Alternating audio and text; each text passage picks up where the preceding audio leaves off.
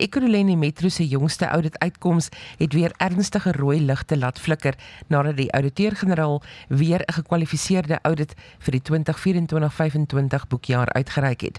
Die Vryheidsfront Plus waarsku dat die bevindings insluitend miljarde rand se wanbesteding en 'n dramatiese finansiële agteruitgang dui op diep gewortelde bestuurs- en aanspreeklikheidsprobleme binne die metro. Ons kry meer besonderhede by Denise Janse van Rensburg, VF+ raadslid in die Ekurhuleni munisipaliteit. Goeiemôre Denise, welkom by die program. Goeiemôre Susan en Annie luisteraars. Die verslag dui op onreëlmatige, vrugtelose en vermorste uitgawes, wat bevestig dat belastingbetalers se geld steeds wanbestee word, sonder dat daar enige sigbare gevolge vir die skuldiges is. Na watter spesifieke uitgawes word verwys? Susan, as jy sien ook, ons praat daar van die 2 miljard, kan ons maar sê IT debakel, en dit is basies waar daar met 1600 rekeninge gepeter is. En dit beteken dat die rekeninge moontlik onwettig aangepas is, verander is of gemanipuleer is. En dit skep 'n groot risiko vir bedrog en korrupsie. Daar is ook aangedui in die verslag dat daar 'n skerp verskuiwing plaasgevind het van 'n surplus in die vorige jaar na 'n groot tekort binne 1 boekjaar. Wie moet daarvoor verantwoordelik gehou word en is daar planne vir om daardie verantwoordbaarheid te kry? Ja, Susan, daar moet verseker verantwoordbaarheid gevat word. Daar moet ook politieke en administratiewe aanspreeklikheid wees.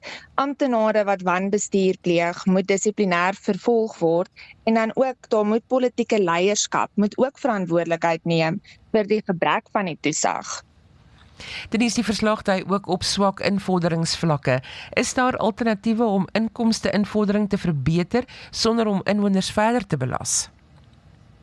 Susan, ja, daar is. Ons grootste probleem lê in die Eskom areas, waar Eskom vir hierdie mense direk krag gee en hulle moet dan aan ons oorbetaal. Ons kan nie ingaan en daai mense se krag afsny nie. Eskom moet dit doen. So ons invorderingskoers daar is baie laag, en dit is ook wat ons hoe kan ek dit sê, die revenue collection groot beïnvloed.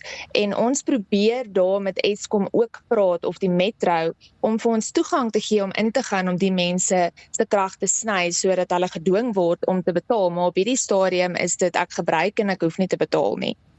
Denise, en dan is daar ook departemente wat in hierdie verslag uitgewys is, wat 0% teikens bereik. In watter opsig gaan daar ook verantwoordelikheid geëis word, en watter departemente is dit?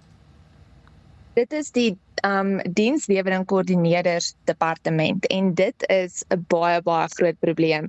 Dit is waar al ons dienslewering teikens bereik moet word, of die metros in, en dit doen net nie. So ons het as die Vryheidsfront gevra dat daar moet verantwoordelikheid gevat word. Die amptenare en die administratiewe beamptes wat daar binne sit, moet tevore kom en sê, wat is die probleem dat hulle 'n 0% target bereik het vir daai finansiële jaar, want dit is ook hoekom ons sit waar ons sit. Dit lyk net asof daai departement net glad nie werk nie, en net glad nie omgee om enige van hulle teikens te bereik nie.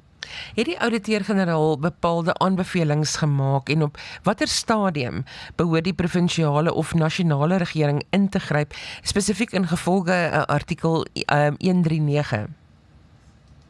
Susan, die ouditeur-generaal het hierdie hele verslag dadelik deurgestuur na ons MPAC oorsigskomitee toe vir verdere ondersoek en verdere rekommendasie. En hang af wat ons daar terugkry, ek dink ons gaan baie skokkende nuus terugkry, het ons as die Vryheidsfront ook besluit, ons gaan dit verseker moet verder vat. Ons kan nie sit met 2 finansiële jare, wat die metro 'n gekwalifiseerde audit kry nie. Dit is baie sleg, en mens verloor die inwoners verloor vertroue. En dan net laastens, hoe beïnvloed hierdie auditverslag die dienslewering, is mens nou kyk na vir die res van die jaar, vir die res van die finansiële jaar in die metro? Susan, dit gaan Daai is 'n baie goeie vraag en dit gaan baie inwoners se vraag ook wees. Dit gaan dit verseker beïnvloed. Daar gaan nou heeltyd hierdie dispuut wees en die metro gaan nou heeltyd sê maar dit is net as gevolg van hierdie 2 miljard, asseblief, dit is oor niks anders nie, maar dit is oor baie meer as dit. Net 'n klein voorbeeld. Ons het ook 'n verslag voor oog gehad en daar was 24 miljoen se oortyd aan die paaie departement gegee. En as jy gaan kyk hoe lyk ons paaie in Ekurhuleni, weet ek wragtig nie waar het hulle die 24 miljoen oortyd geskep en daar is absoluut niks aan ons paaie gedoen nie. Dit is vol slaggate. So as hierdie gaan aanhou, gaan dit 'n baie groot probleem vorentoe wees en ek kan nie sien dat hierdie 'n vinnige oplossing gaan wees nie. Ons gaan basies baie stadig agteruit gaan hierdie jaar, as daar nie dinge verander binnekort nie. So vir die inwoners dat dit nie so sal wees nie. Denise, maar baie dankie dat jy met ons gesels het vanoggend. 'n Mooi dag verder. Dankie Susan, selfde daar. Dis Denise Jansen van Rensburg, VF+ raadslid in die Ekurhuleni munisipaliteit.